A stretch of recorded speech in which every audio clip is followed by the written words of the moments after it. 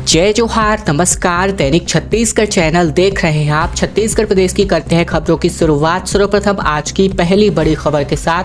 छत्तीसगढ़ के छात्रों को अब वोटर आईडी कार्ड बनाने के लिए कोई भी अलग झंझट करने की जरूरत नहीं, क्योंकि स्कूलों में एग्जाम फॉर्म के साथ ही फॉर्म 6 दिया जा रहा है, जिसके कारण कुछ ही दिन में बन करके इनके घर पर आईडी कार्ड भेज दिया जाएगा। छत्तीसगढ़ में 17 साल से ऊपर के छात्रों को अब वोटर आईडी कार्ड बनाने के लिए निर्वाचन आयोग ने खास सुविधा मुहैया करा दी है। जिन छात्रों की उम्र 1 अक्टूबर 2023 या पहले से 18 साल होने वाली है, ऐसे सभी छात्रों को स्कूल में परीक्षा फॉर्म के साथ साथ निर्वाचन आयोग का फॉर्म 6 भी दिया जा रहा है। छात्र ये फॉर्म भर करके स्कूल में ही जमा करेंगे। स्कूलों से फॉर्म को इकट्ठा करवाकर आयोग से संबंधित बीएलओ को भिजवा दिया जाएगा। सभी का वोटर आईडी यानी कि मतदाता परिचय पत्र इसके कुछ ही दिन बाद सीधे उनके घर पर पहुंचा दिया जाएगा। छत्तीसगढ़ में 1 जनवरी से 1 अक्टूबर के बीच 18 वर्ष पूरे कर चुके जितने 5.5 लाख से छात्र हैं, इनको चिन्हित किए जा चुके हैं और ये प्रक्रिया शुरू हो गई है। इनमें से कुछ छात्र 11वीं, 12वीं और कुछ छात्र कॉलेज के फर्स्ट ईयर में हैं। ऐसा पहली बार होगा कि 18 साल के होते ही युवाओं को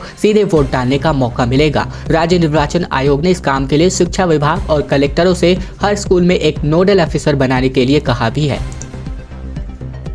हाथियों की दहशत ने अफसरों को अब मैदान पर उतार दिया है। शहर के नजदीक पहुंचा है हाथियों का दल, जिसकी वजह से गांवों में भी भारी दहशत है। 30 गांवों में तो स्कूलों की छुट्टी भी कर दी गई है। छत्तीसगढ़ के बिलासपुर, कोरबा और रायगढ़ शहर के नजदीक हाथियों का दल पहुंचने की वजह से आसपास के गांवों में दहशत का माहौल है। इसी बीच हाथियों के झुंड का जायजा लेने के लिए राजधानी रायपुर से एडिशनल पीसीसीएफ कौशलेंद्र कुमार बिलासपुर पहुंचे। वहीं एपीसीसीएफ कुमार ने हाथी संबंधित गाइडलाइन का पालन करने का निर्देश भी जारी किया। सुरक्षा की दृष्टि से आसपास के 30 गांवों के स्कूलों को बंद करा दिया गया है। गांवों में लाइट बंद रखने के निर्देश भी दिए गए हैं, ताकि हाथियों का झुंड आसानी से आगे बढ़ सके। इसके अलावा इनको देख करके सोंठी परिक्षेत्र के कक्ष क्रमांक 51 और 53 में हाथियों का दल अभी हाथी विचरण कर रहा है। विभाग ने 100 से अधिक वन कर्मियों को ड्यूटी के लिए भी तैनात किया है।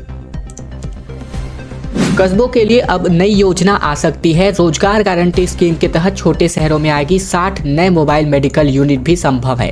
दरअसल छत्तीसगढ़ में मार्च के शुरुआती हफ्ते में पेश होने वाले बजट में अब तक के संभावित सबसे बड़े बजट में सरकार रोजगार गारंटी स्कीम को पंचायतों के साथ साथ छोटे शहरों में भी शुरू कर सकती है। इससे पहली बार 20,000 तक की आबादी वाले छोटे शहरों और कस्बों में शुरू करने के आसार नजर आ रहे हैं। अर्थात अधिकांश नगर पंचायतों को मनरेगा जैसी इस योजना का फायदा मिल सकता है। खुद मुख्यमंत्री भूपेश बघेल ने नीति आयोग की बैठक में छोटे शहरों में भी इस योजना को शुरू करने का सुझाव दे दिया है। इसके अलावा बात करें तो शहरों में सीएम स्लम स्वास्थ्य योजना के तहत चलाए जा रहे मोबाइल मेडिकल यूनिट के अस्पतालों की संख्या अब 120 से बढ़ाकर 180 करने की तैयारी है। यानी मोबाइल यूनिट अस्पतालों के माध्यम से लोगों को मुफ्त जांच, इलाज और दवा की सुविधाएं दी जा रही हैं। योजना की शुरुआत से लेकर अब तक बीते 3 सालों में मोबाइल यूनिट अस्पतालों से शहरों से तकरीबन 40 लाख लोग इससे लाभान्वित हो चुके हैं। वहीं 9 लाख से अधिक लोगों को निःशुल्क पैथोलॉजी जांच की सुविधा मिल चुकी है, जिसे अब यहां पर विस्तार किया जाएगा और इसके अंतर्गत 60 नए मोबाइल मेडिकल यूनिट भी लगाए जाएंगे।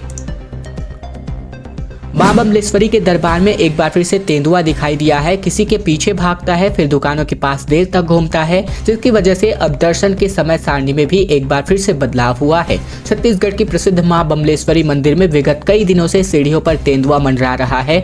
इसके पहले भी रोपवे से मंदिर दर्शन करने जा रहे दर्शनार्थियों ने अपने मोबाइल कैमरे से पहाड़ के चट्टानों में बैठे तेंदुए का वीडियो बनाया था। उसके बाद विगत कई दिनों से तेंदुआ को मंदिर के पट बंद होने के बाद रात के समय मंदिर के कर्मचारियों की ओर से सीसीटीवी कैमरे के माध्यम से देख रहे हैं कि वह किसी जानवर का शिकार करते या फिर भागते हुए नजर आता है। ये सब मामला ऊपर पहाड़ों पर बीच प्याऊ के पास स्थित दुकानों के आसपास का है। तेंदुआ किसी के पीछे भागता है, फिर दुकानों के पास काफी देर तक घूमता है, फिर किसी को जान हानि तो नहीं हुआ है अभी तक, फिर भी तेंदुए का दहशत बना हुआ है, जिसको लेकर अब जो है मंदिरों में दर्शन को लेकर के समय सारणी में बदलाव हुआ है। सुबह 6 बजे से शाम 6 बजे तक पैदल दर्शनार्थियों के लिए समय निर्धारित हुआ है।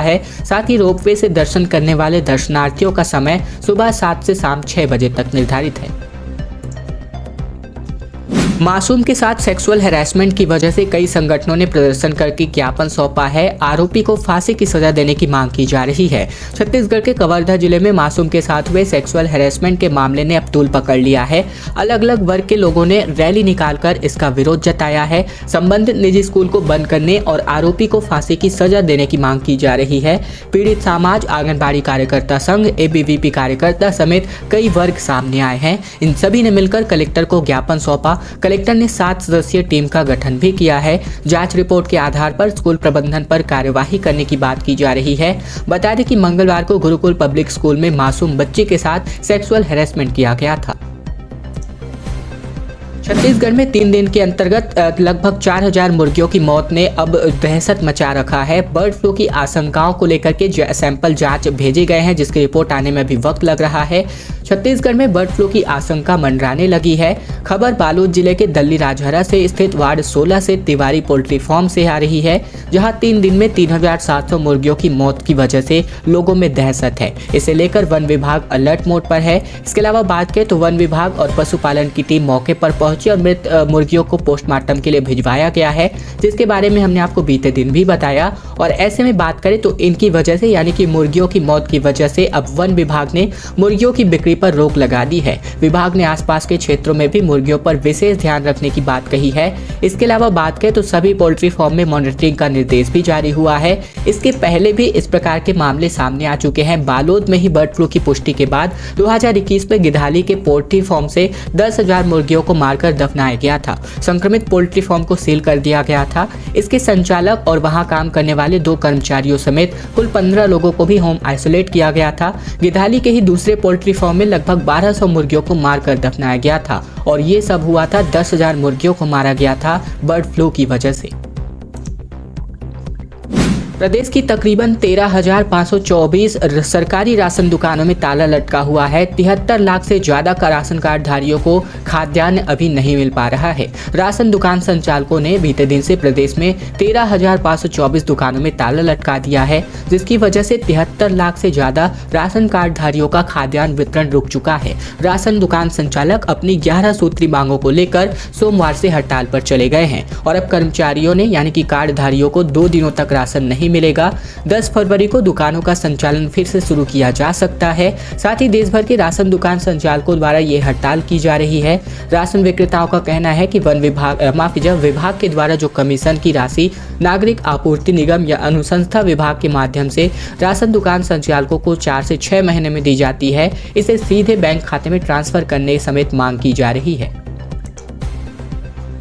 आंगनबाड़ी कार्यकर्ताओं की सरकार को है चुनौती। बोले हमारे कहने पर जाते हैं वोट। हमने बीजेपी की सरकार बदलवाई और अगर मांग पूरी नहीं होती है तो कांग्रेस की बारी है। छत्तीसगढ़ के प्रत्येक जिले में जो है अपनी 7 सूत्री मांगों को लेकर हजारों आंगनबाड़ी कार्यकर्ता संघ हड़ताल पर है। आंगनबाड़ी कार्यकर्ताओं ने कहा है कि हमारे कहने पर गाँवों में वोट दिए जाते हैं। भाजपा सरकार ने मांग पूरी नहीं की थी, इसीलिए चुनाव में तख्ता पलट दिया गया। कार्यकर्ताओं ने सरकार को चुनौती दी है कि अब कांग्रेस सरकार अगर उनकी मांगे पूरी नहीं करती है तो इसका खामियाजा वर्तमान चुनाव में भी भुगतना पड़ेगा। दरअसल बात करें तो तकरीबन जो है बस्तर संभाग की तकरीबन 20,000 से ज्यादा आंगनबाड़ी कार्यकर्ताएं 23 जनवरी से हड़ताल पर बैठी हैं। जगदलपुर में भी 4,000 आंगनबाड़ी कार्यकर्ता आंदोलन पर हैं। इसके अलावा पूरे प्रदेश के प्रत्येक जिले में आंगनबाड़ी कार्यकर्ताओं की हड़ताल जारी है। पहले चरण में 25 एकड़ होगा डेवलप। एयरपोर्ट से लगे बड़ौदा और रमचंडी गांव की 216 एकड़ पर बनने वाली है एरो सिटी। दिल्ली की तर्ज पर नवा रायपुर में एरो सिटी बसाने के लिए जमीन की तलाश पूरी हो चुकी है। एनआरडीए ने नवा रायपुर के बड़ौदा और साथ ही साथ रमचंडी गांव की 216 एकड़ जमीन का चयन कर लिया है। एनआरडीए सबसे पहले 25 एकड़ जमीन पर एरो सिटी बनाएगा। यहाँ पर 5 star hotel, shopping mall, cafe, restaurant, office, park, jogging space, इसके अलावा साइकिल ट्रैक, हट और साथ ही साथ फाइनेंस कंपनियों के ऑफिसेस और फूड जोन भी बनाए जाएंगे। वहीं दूसरी तरफ हर मौसम में फूल और हरियाली नजर आए ऐसे गार्डन विकसित किए जाएंगे। इसी के साथ ही यहाँ लोगों के रहने के लिए आवास का भी निर्माण होने वाला है। एरो सिटी बन जाने से नवा रायपुर की देश में अलग पहचान होगी।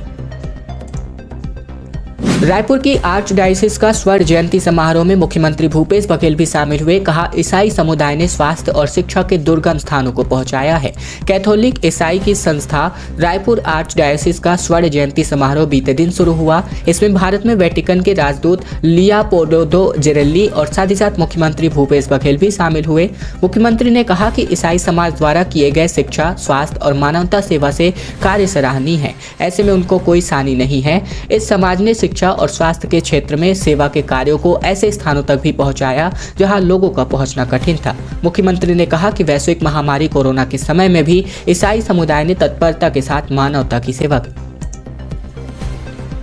जगदलपुर में जेपी नड्डा फूकेंगे अपना चुनावी बिगुल। दौरे से पहले नेताओं का हुआ जमावड़ा। लालबाग मैदान में होगी राष्ट्रीय अध्यक्ष की सभा।